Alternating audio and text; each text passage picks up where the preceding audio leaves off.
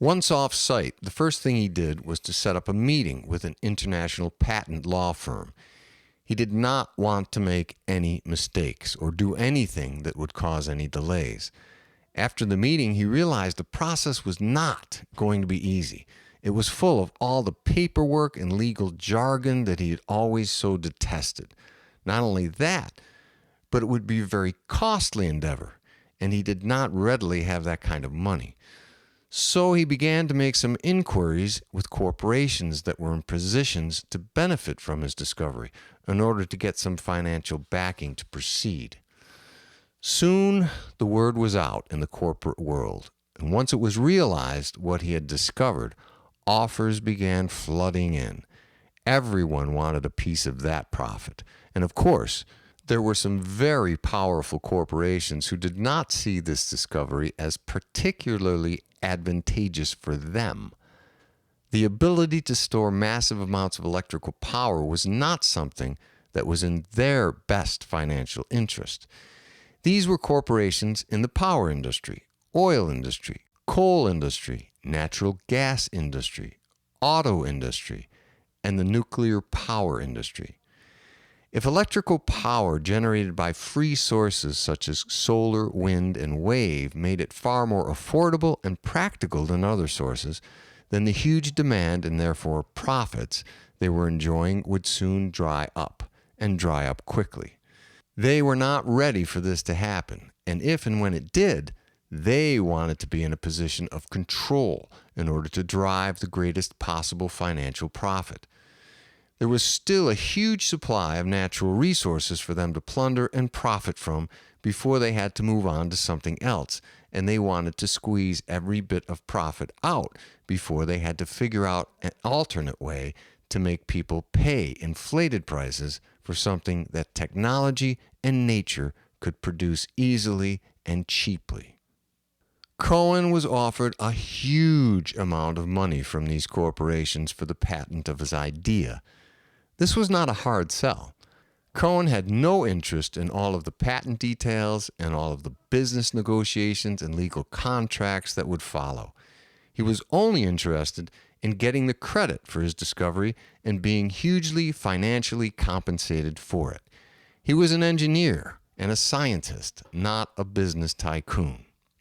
In his memoirs, he writes, quote, "They could have the headaches and worries.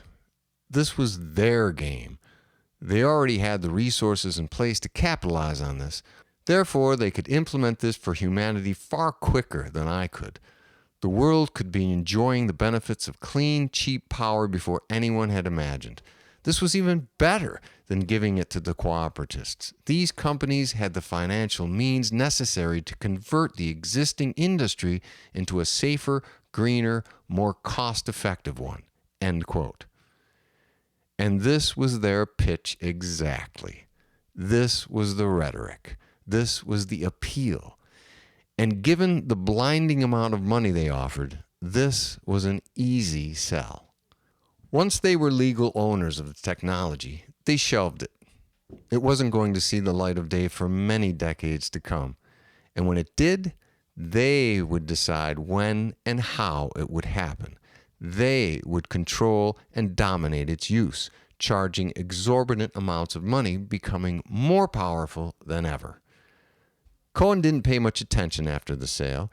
He began to enjoy his newfound financial freedom. But one of the first things he did was make a generous donation to the League. He later recalls, quote, "It was some time before I realized that my idea had been shelved, and when this did finally occur to me, I deeply regretted the mistake I'd made. Humanity was not going to benefit from this discovery anytime soon, certainly not in my lifetime.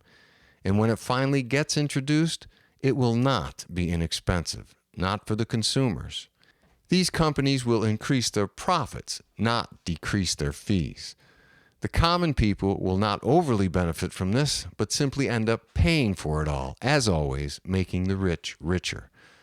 The corporations had won this battle, and my newfound wealth became a bittersweet boon.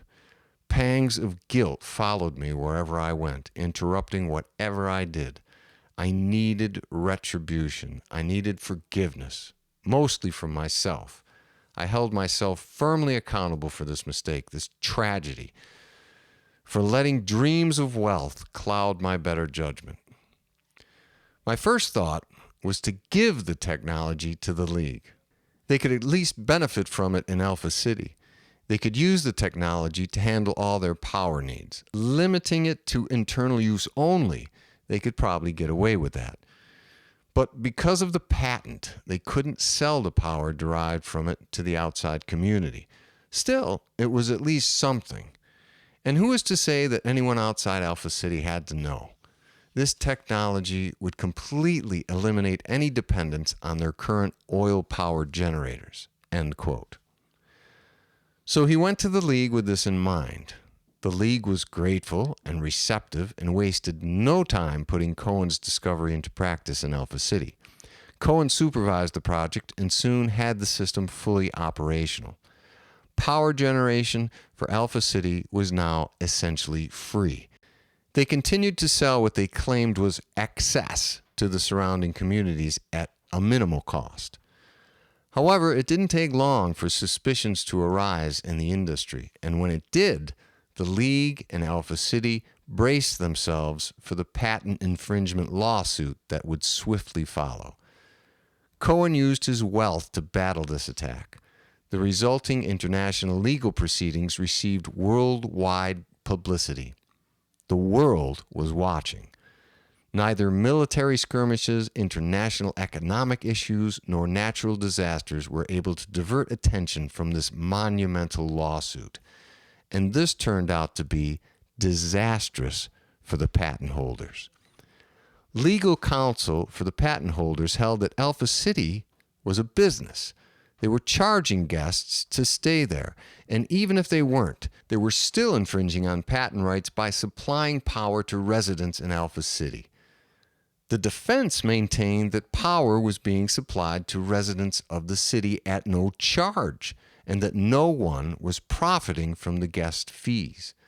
They were used to simply cover operating expenses. However, the legal arguments and legal battle that ensued was ultimately inconsequential. The true significance of this international court case was the obvious motive of the corporations that bought the patent. It became very clear to the world that this was a blatant act of purposefully shelving technology that was potentially, or rather assuredly, a tremendous benefit to all of humanity, and they were doing it out of pure greed. Common people all over the world were outraged. This brought into question the entire idea of exclusive rights of patent ownership. Should corporations be allowed to withhold technology that could change people's lives worldwide? Should they be given the power to hinder human progress to gain more profits? Was this ethically and morally permissible? The wealthy and corporate elite argued that this was a main tenet and an unquestionable right of a free enterprise system. It embodied the very essence of that system.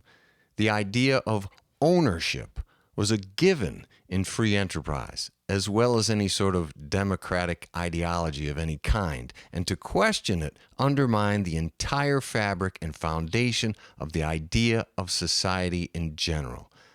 They argued that this principle, this concept of ownership, must be protected at all costs. Modern society and freedom are built on the fundamental idea of absolute, exclusive ownership.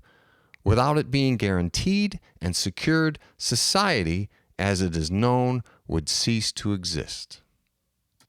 The League and its supporters, along with the majority of the common men and women around the world, maintained that deliberately blocking and withholding liberating technology for the sole purpose of personal gain had nothing to do with the fair and proper practice of ownership principles, nor did it have anything to do with freedom or the proper practice of free enterprise. This was a moral issue. This was morally and ethically wrong and should not be protected or allowed under any legal system. For if it was, then these laws give corporations the power to control the very fate of humanity and the dispositions of our lives based on the amount of profit they can turn. There must be safeguards against this type of exclusive power. Humanity must have a say in such matters, for it is humanity, the common man as a whole, that ultimately suffers and pays the price. And humanity wanted this technology. Governments wanted this technology. Even other businesses wanted this technology. Everyone was in agreement as to the perceived magnitude of the effect this technology would have on the world. There was no question of this. And because of this, due to the immense international pressure imposed, Belgium ruled in favor of Alpha City. So, under Belgian law, the validity of the patent was unrecognized. The United States, Great Britain, and Germany, due to the tremendous influence of the corporate lobbyists and in spite of the objections of most of the common populace, litigated in favor of the patent holders. Many powerful patent-holding corporations feared that a ruling against the patent holders in this case would erode the validity of the patent laws in general and endanger the exclusive rights of every patent holder, including themselves. This verdict, however, did not, by any means, reflect the views of the majority of the populations in any of those countries. They were outraged, but essentially powerless. Through powerful lobbyists and campaign funding, the wealthy and corporate elite saw to it that they got their way amid the hubbub of discontent, and they used their control of politicians and the media to put their spin on popular opinion, eventually placating the masses and diverting their attention to other issues. Other countries made their own decisions, mostly ruling in favor of not honoring the patent. Coen became an international celebrity and hero. He also immediately became a very active member of the Cooperative Party and was able to strike a deal with the Belgian government to give away his technology to the Belgian power companies in exchange for Alpha City receiving a not-for-profit tax status, and in addition, under the condition that these utility companies would reduce their rates to the public in accordance with an agreed-upon profit percentage that would be monitored by the government and the Cooperative Party, ensuring that the cost benefits were fairly passed along to the buying public. Due to nearly unilateral public pressure, these terms were agreed to, and Coen solidified his hero status forever with the Belgian populace. The stature and popularity of the Cooperative Party also rose to a new level because of these events. People began taking another look at this once very insignificant choice on the ballots. Before all of the details could be worked out among the power companies with regard to restructuring their operations to best capitalize on Coen's new technology, the world economy began to falter at an alarming rate. Although this had been forewarned and predicted by various economists for years, the world was unprepared and taken by surprise. The result was catastrophic. The world economy crashed. A worldwide depression quickly followed and was nothing like anything ever experienced previously in history.